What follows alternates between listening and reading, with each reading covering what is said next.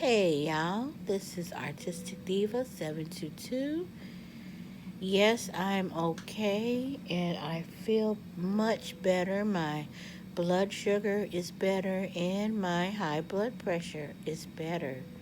It's still sky high, but it's low for me, and my normal is getting better, which I'm used to not feeling good. When you don't feel good all the time, it starts becoming your normal, and then you say, I feel okay.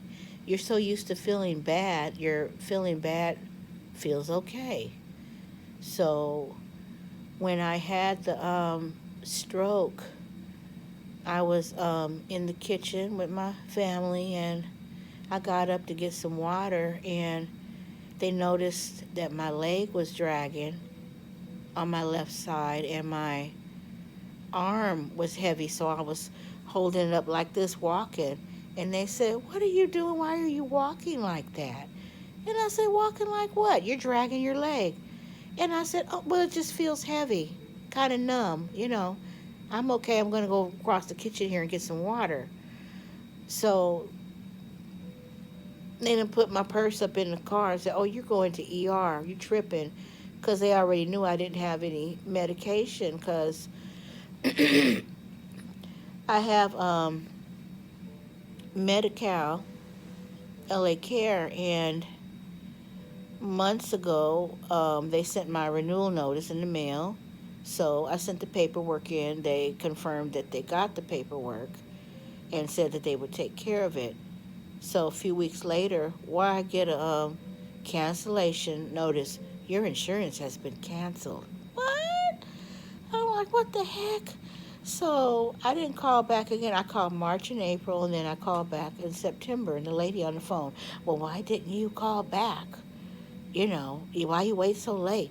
I said, because I'm frustrated, because every time I call you all, you don't answer the phone. So it turns out during those times when I did call, COVID-19 then showed up and showed out.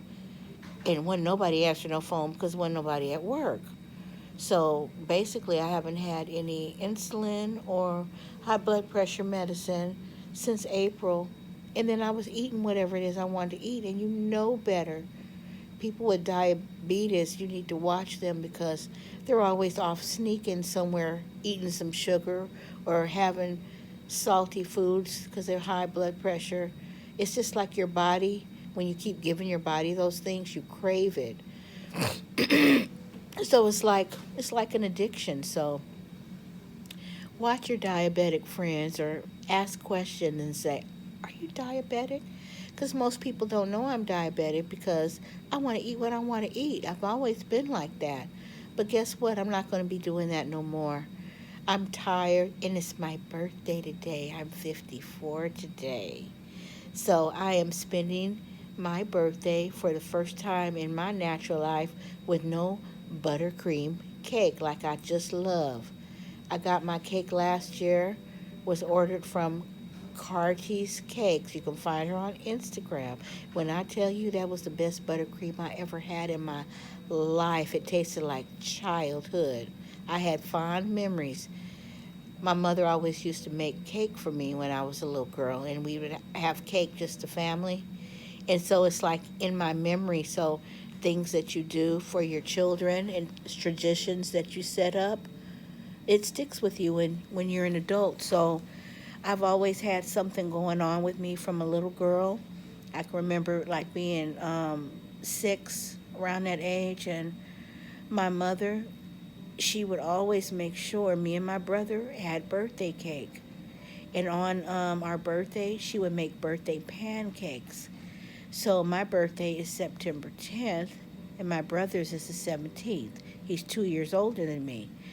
So I have pictures, but I don't know where they are, but she would put candles in our birthday cake, and we would sing over the pancakes. So my brother would get one candle, and I'd have how many candles for my age.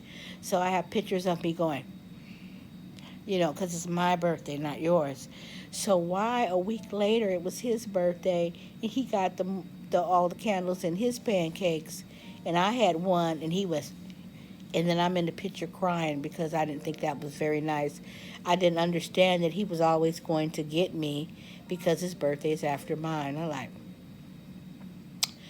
but anyway, I say all that to say watch what you're feeding your kids and what you're giving them because it sets up their taste for food when they're adults and they tend to gravitate toward that stuff. I like pot pies, they're full of sodium. My mother didn't feel like cooking, and it was easy. She had two kids, and she gave us pot pies. Those Lady Lee Springfield, y'all probably don't even know what that is. Basically, the store, kind of like the store brand generic. And she gave us two pot pies apiece. When I got older, I said, "Oh, Mom, you always used to make pot pies, blah, blah, blah." And she said, "Them old nasty pies," she said, she called them glue pies. I said, "Why would you give your kids some glue pies?" She said, "Because it was easy and I was tired. And y'all was happy. Y'all got two pies apiece and go to bed." Like, I was so devastated. It was one of my fond memories of being a child. So, and she would put cream in her coffee when she was, around 25 and so when I was young, when she was young.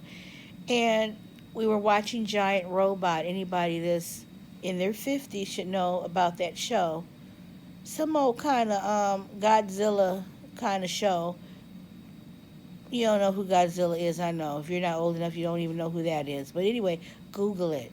Google Giant Robot. Anyway, we were in one of the bedrooms watching it, laying down on the floor, and my mom brought a tray in of coffee, and it had creamer. We were young kids, and I tasted that coffee with that creamer, and it just floated me up off the floor. I said, "Oh, I'm hooked."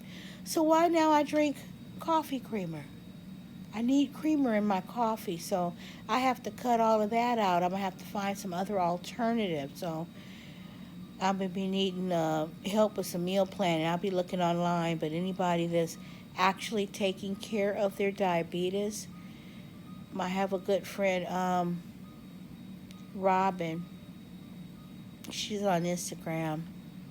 Can't really recall her page right off the top, but she's on Instagram, and she's diabetic, and she always takes care of herself. She's losing weight. She looks wonderful, and I'm going to follow her example because you just have to do what you need to do. But I have different notes that they gave me about the signs of stroke, and I'll take my glasses off for a minute because this video is getting long. But see my mouth? If it's drooping on one side, this is the left side. So if it's drooping, it's crooked, it's drooping. That was the side that the stroke was on. So they said it was like a blood clot on the right side of my brain. It wasn't huge. That's why the stroke was a mini stroke, mild stroke. So anything that's on the right side of your brain is controlling the left side of your body and vice versa. But I didn't know that. I wasn't in any pain. It's just my whole left side. It's numb.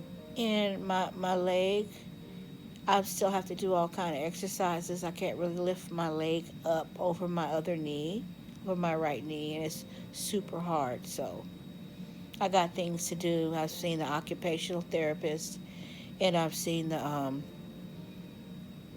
physical therapist. They did an MRI. They did a CT scan. They scanned the arteries on each side of my neck. Those were fine. But I didn't have a blockage, so that's what caused the stroke. But it wasn't a big blockage. That's why it was a small stroke. So y'all look up the signs of a stroke, because when you're having one, if it's not really major and detrimental, which is any stroke is detrimental, but I didn't feel any kind of way. I just felt numb, and I feel numb sometimes in my fingertips or my my toes. Just little gradual things will happen. So if any of those things happen, you need to know the signs so maybe you can help a loved one. So with that being said, I'm just giving an update. I'm still in the hospital. I've been here since Monday around 3 o'clock, and I was in ER for quite a few hours, and then they moved me up to a room.